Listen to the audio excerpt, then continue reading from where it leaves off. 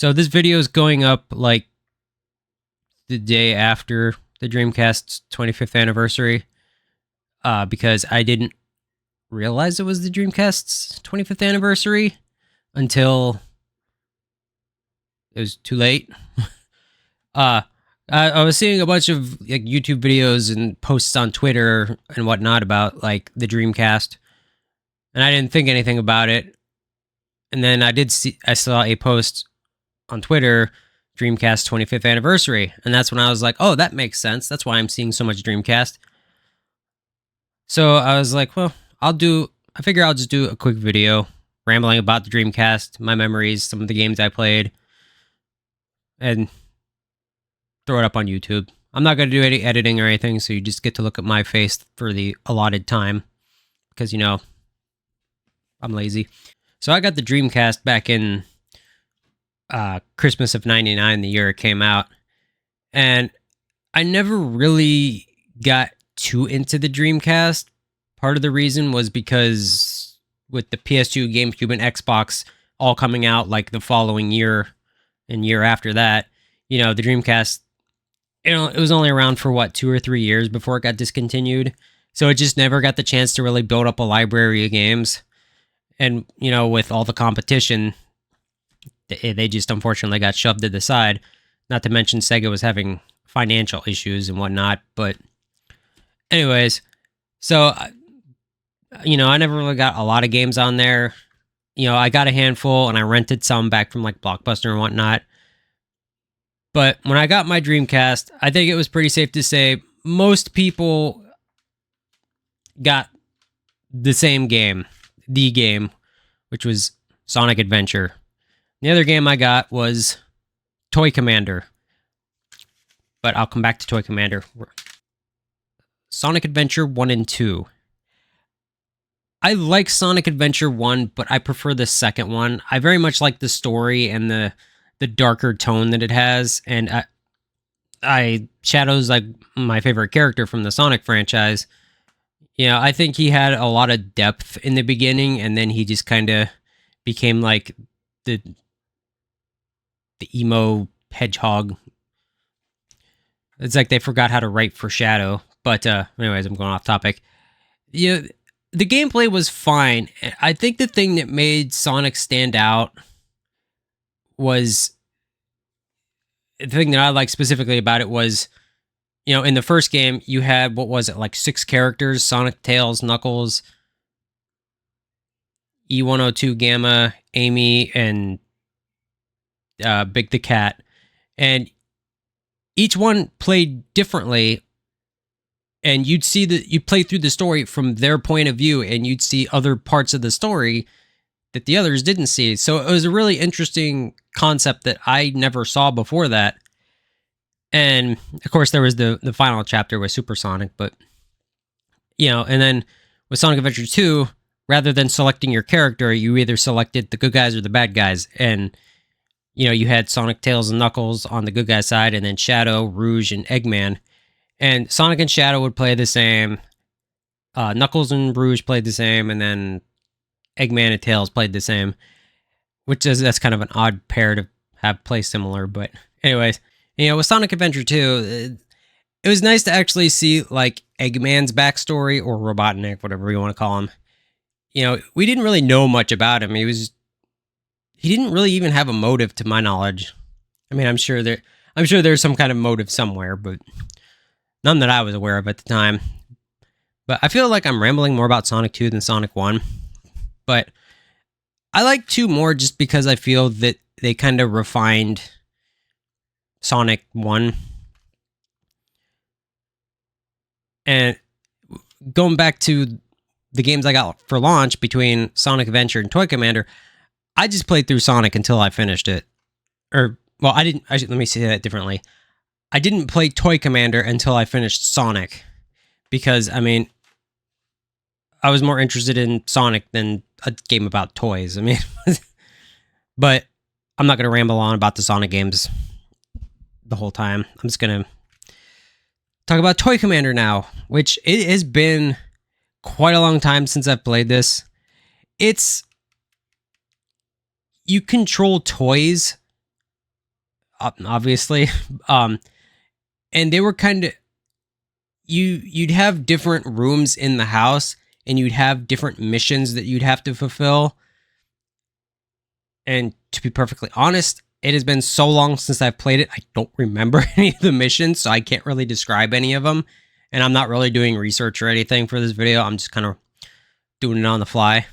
But it was a fun game from what I remember. I never did finish it. But then, of course, you got the Crazy Taxi games. And, Crazy Taxi 2 was fun, but the first game just was so unique. There was nothing like it at the time. And even to this day, there's not really much like it. I mean, yeah, obviously there's the Simpsons Hit and Run. And then there's, more recently, there was a Taxi Chaos that came out on Switch and PS4. I mean, that was years ago at this point, but, and there was some game on the Wii. I forget what it was called. It took place in London, and it wasn't like fast-paced at all like Crazy Taxi. But aside from those, even those games didn't really have quite the same like chaotic feel that Crazy Taxi did. And when it comes to Crazy Taxi 1 specifically, it has been re-released on numerous consoles. And none of them are as good as the original. Because usually, like, if you look at comparison videos on YouTube, just the visuals or the resolution always look worse, whether it be on the GameCube or the PS2 or the PSP or the Game Boy Advance, because yes, it was on the Game Boy Advance. The only version that's, I would say, almost superior would be the 360 version, but it doesn't have that Offspring song.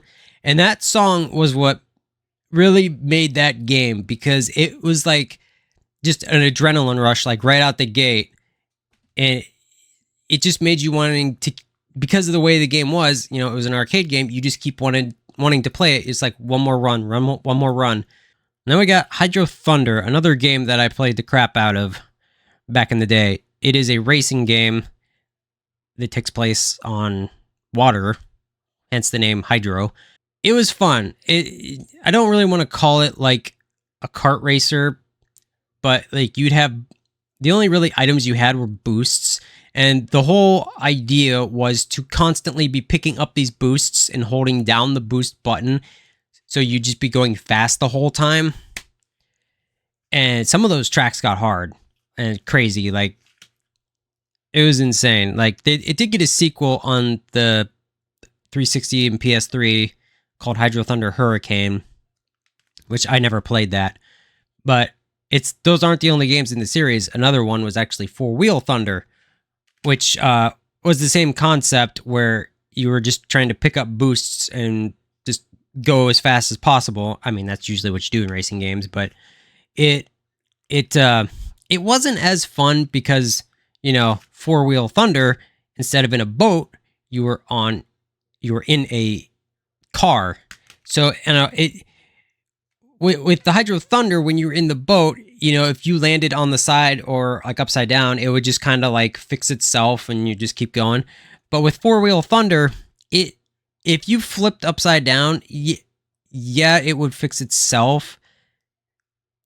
But it took longer because you didn't have the water to kind of just flip it over quick. I didn't like it as much, and I didn't play it as much. And there was another one called Arctic Thunder, which was on the PS2. That was, you were on jet skis, or not jet skis, snow skis, snowmobiles, whatever. Anyways, I'm getting off track. But the Dreamcast did have quite a few fighting games. Like Dead or Alive 2, and Soul Calibur, and a Psychic Force 2012. So, with Soul Calibur and Dead or Alive 2, I already forgot what it was. Those, I'm not big into fighting games, but I did enjoy those ones, and I still play both those games to this day, like the series, not just these games. And with Psychic Force 2012, this was honestly, like, at the time, probably like the closest thing to a Dragon Ball Z fighting game. And realistically, it's nothing like Dragon Ball Z, The reason why I compare it to that is because of you were flying in the air, and that made me think of Dragon Ball Z at the time. You know, you had like you didn't have like energy blasts or anything, but you had like psychic powers, you had like wind and fire and whatnot, and it was fun, but it doesn't necessarily hold up as well as the other ones. Another fighting game that I did play was Marvel vs. Capcom. I never played the second one, just the first one. I rented that a lot back in the day because, you know, like I said, I'm not big into fighting games. And then probably one of the games I have that to this day will always stand out as one of the strangest games that I've ever played on Dreamcast was Seaman. This is the strangest and stupidest game I've ever seen.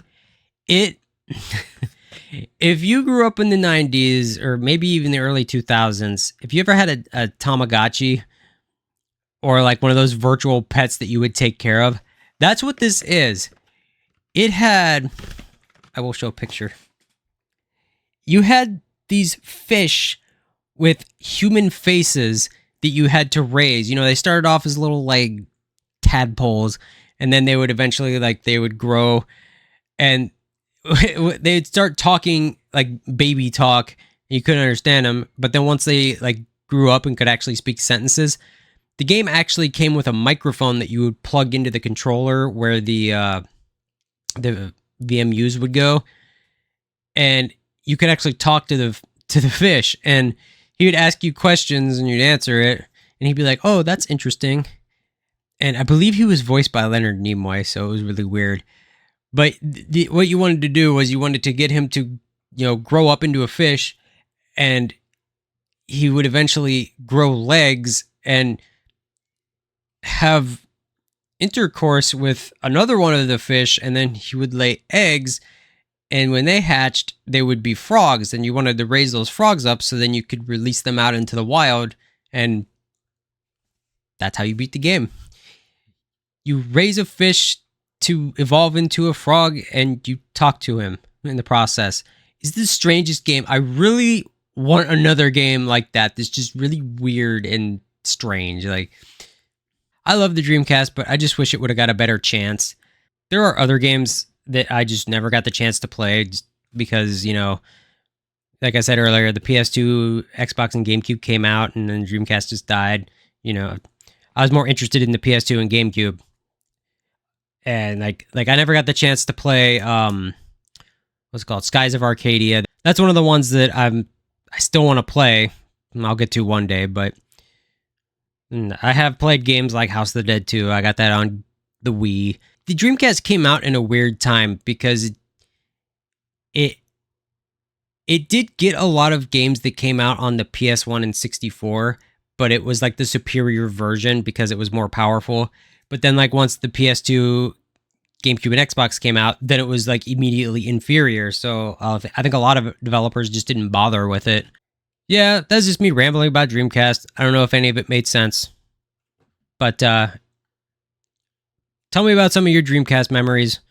You know, games that you liked or never got the chance to play or whatever. But thanks for watching, and I will see you next time with a more edited video rather than me just rambling for like 20 minutes. All right, bye.